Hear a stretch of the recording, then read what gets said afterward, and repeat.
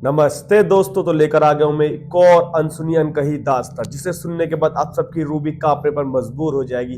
और हाँ, ये सोचने में मजबूर कर देगी कि आखिर ऐसा कैसे हो सकता है।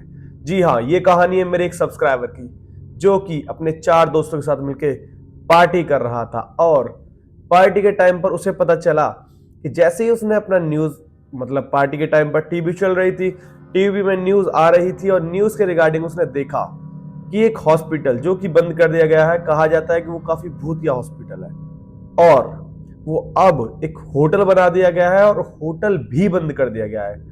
वजह कुछ थी जिसके कारण वो हॉस्पिटल होटल बना दिया गया और होटल बनाने के बाद वो बंद भी कर दिया गया। लेकिन वही ना, 4-5 दोस्त पार्टी कर रहे हो तो दारू के नशे में तो कुछ भी कर सकते हैं।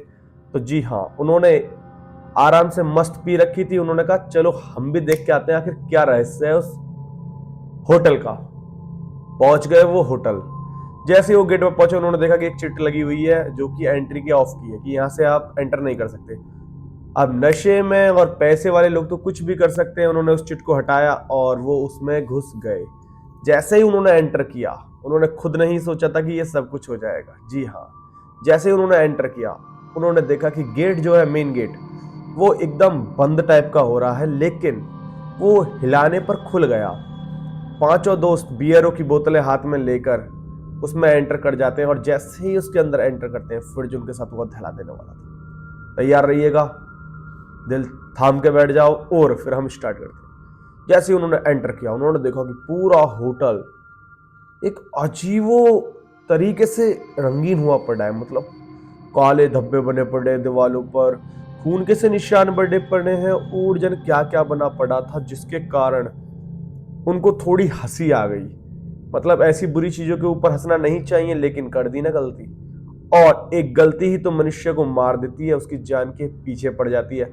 यही गलती वो लोग कर चुके थे और ना चाहकर भी वो इस चीज को अब नहीं भुला सकते थे, ना ही वो इस चीज से बच सकते थे।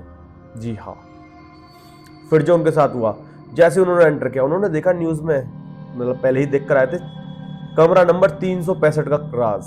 उन्होंने कहा 365 ढूंढते हैं। वो पहले फ्लोर पर तो नहीं था, दूसरे फ्लोर पर भी नहीं था, तीसरे फ्लोर पर मिला कमरा नंबर 365।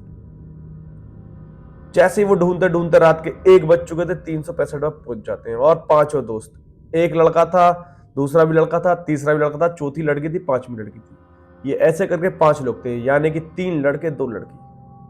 उन लोगों ने नहीं सोचा कि ऐसा कुछ होगा। उन्होंने एंटर कर दिया रूम नंबर 365 में। जैसे ही उन्होंने एंटर किया, उनकी रूह जो कांपी, ये सहमाने पर मजबूर हो गई कि आखिर ऐसा कैसे हो सकता है। उन्होंने देखा उस कमरे में उसकी जो लाइटिंग है वो ब्लिंग हो रही है, लुप लुप लुप लुप। वो कहने लगे अबे ये क्या हो रहा है। जैसे ही उन्होंने कहा ये क्या हो रहा है, उन्होंने पीछे देखा तो उनका एक दोस्त गायब। अब बचे हैं 2 लड़के 2 लड़की। उसने बताया कि जैसे ही मैंने देखा कि मेरा एक दोस्त गायब है और मेरा एक दोस्त और बस 2 लड़कियां बची हैं, वो भी हमारी दोस्त थी, मैं डर गया और मैं वहां से निकलने लगा। मैंने कहा निकलो यहाँ से, जल्दी से दोस्त को ढूंढो और निकलो यहाँ से।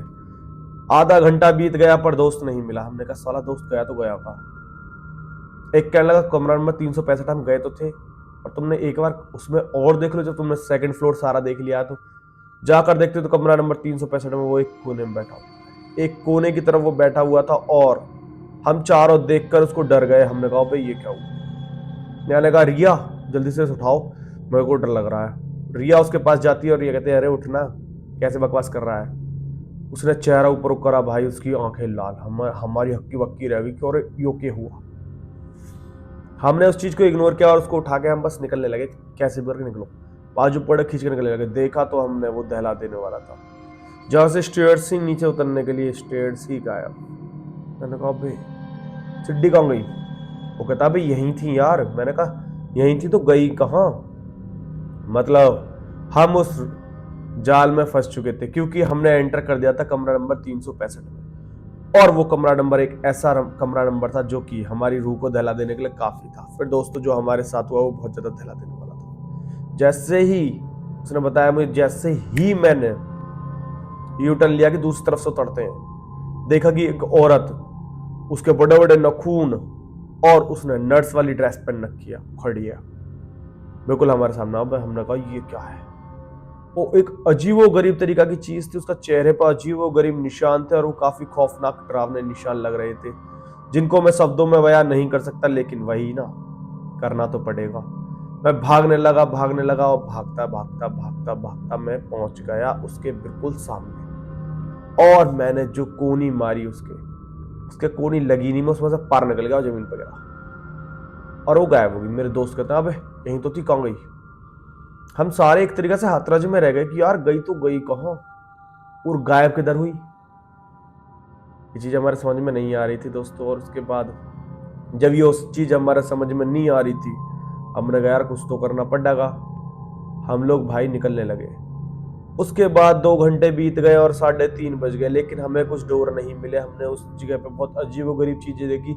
एक आदमी जो कि उस कॉरिडोर में घूम रहा था, उसकी बाजू नहीं थी, और दूसरा आदमी वो क्या बोलते हैं खून चढ़ाने वाली बोतल लेके घूम रहा था। मैंने कहा साला है तो ये होटल, या मैं ये लोग क्यों घूम रहे हैं? शायद इसी चीज के कारण ये होटल पहले बंद हुआ था और अब फिर बंद हो गया।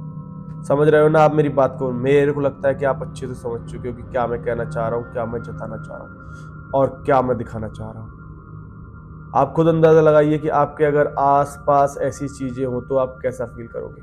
वही मैंने फील किया। उसके बाद मैं कुछ ना समझते हुए नीचे को आने लगा, और जैसे ही मैं नीचे को आने लगा, मुझे स्टेयर्स नहीं मिली थी और मुझे नीचे भी आना था।